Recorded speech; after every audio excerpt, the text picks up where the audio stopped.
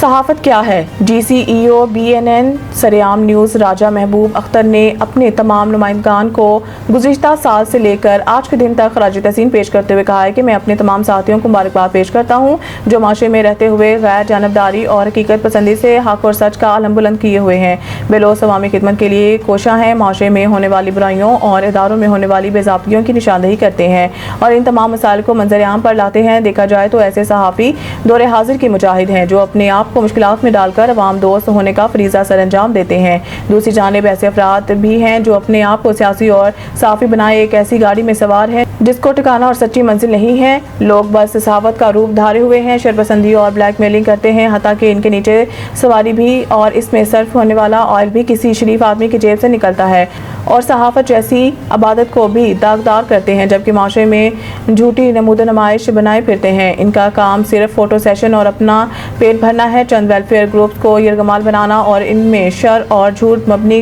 کہانیاں بنا شرفا پر